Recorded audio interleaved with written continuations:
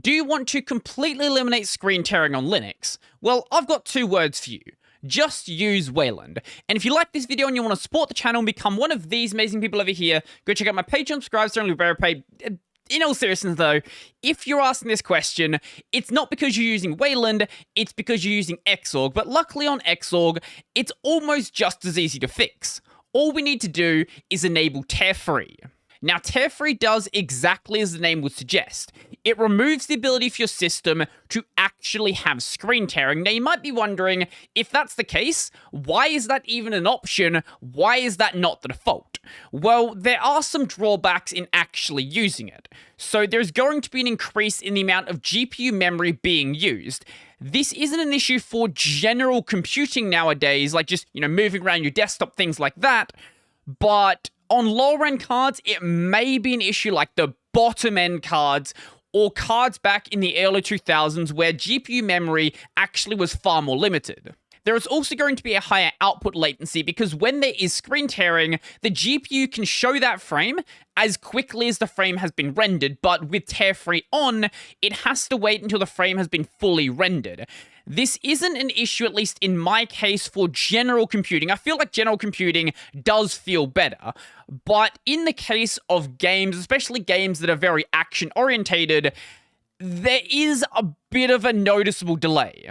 But if you're a very casual gamer or you only play turn-based games or games where timing does not matter, it's really not a big deal. In my case, I typically disable it while I'm gaming unless my frame rate hits the maximum frame rate of my display.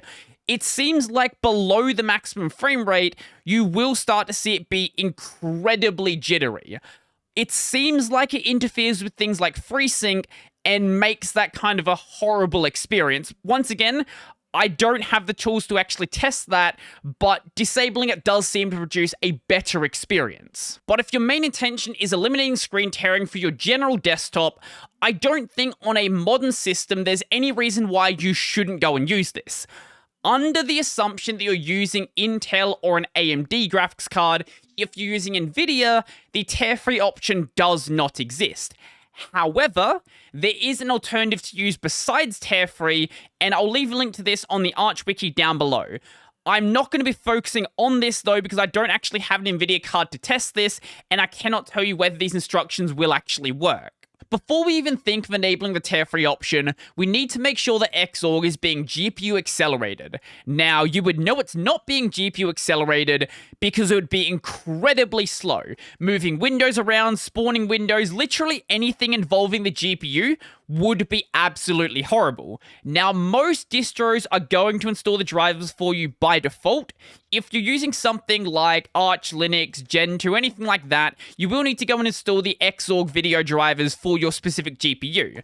So that's xf86-video- AMD GPU if you're using AMD, or -Intel if you're using Intel instead. In my case, I obviously have them installed, but there's no harm in doing a reinstall. Now, if you always want to have tear-free enabled, I'd recommend just enabling it inside of your Xorg driver configuration. Now, the specific file name doesn't exactly matter, but this is sort of just to keep things organized. So inside of etsy/x11/xorg.conf, and then for Intel cards, typically what you'll do is 20-intel-gpu.conf.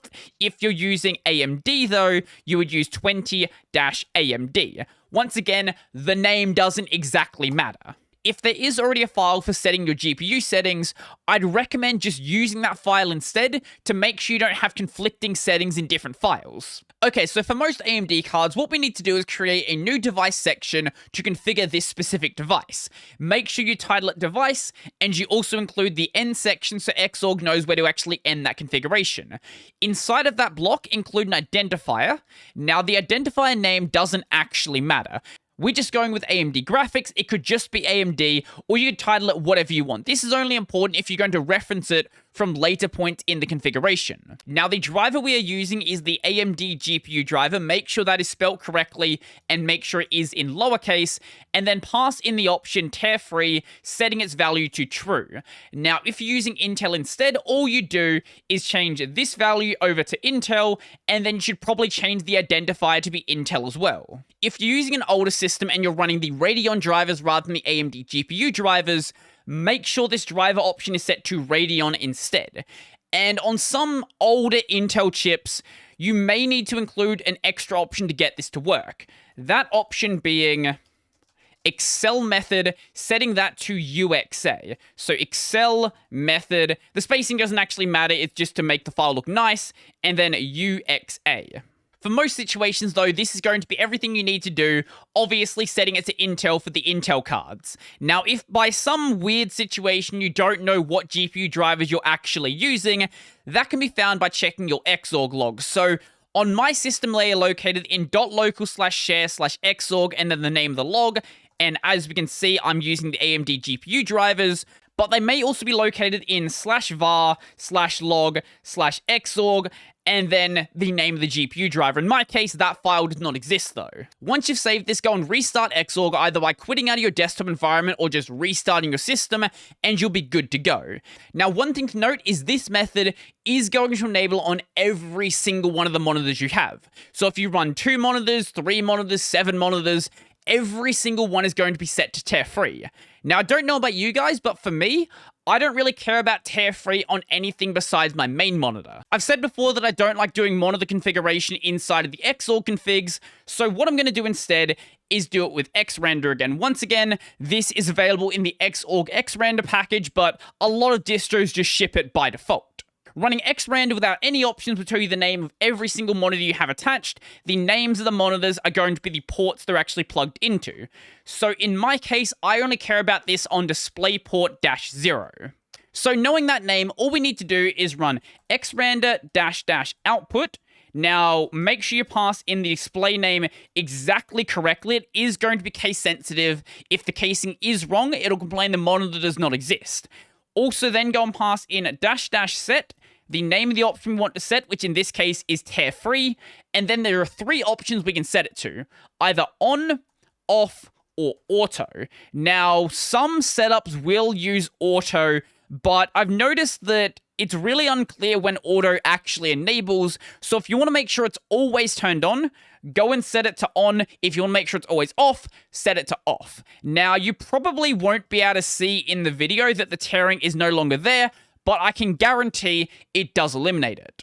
One important thing to note is on a high refresh rate display, at least in my case, it's nowhere near as noticeable as it would have been on my 60Hz display when that was my main one.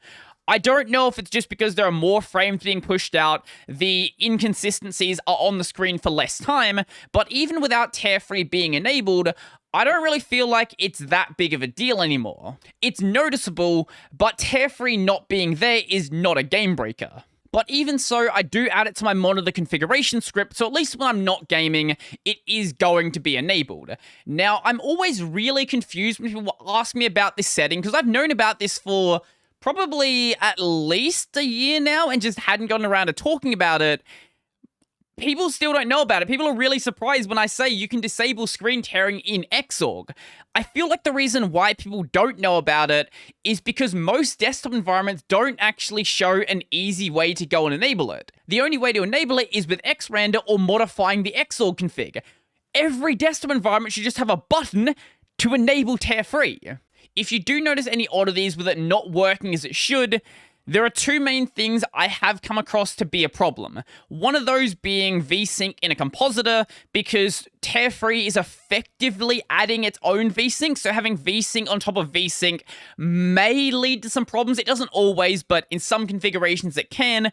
Also, really bizarrely, fractional scaling tends to break this as well. I have no idea why that's the case, but I've read at least 20 forum posts saying exactly that. If you've ever wondered why Wayland-based systems don't screen tear, it's not because Wayland is magic and, Xorg is an ancient piece of software not made to work with modern displays.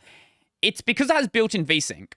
most compositors have built-in VSync that you can't disable, so of course you're going to get rid of the screen tearing. So let me know down below, did you already know about tear-free? Did you find out about it years ago? Or did you just suddenly learn about it now and are going to enable it on every single one of your systems? Let me know in the comment section down below. And if you like this video and you want to support the channel and become one of these amazing people over here, I've got a Patreon subscribe only Pay linked in the description down below. I've got all my other links down there as well. And if you like... Wait, how do I do an outro? I'm just going to end it here. I'm out.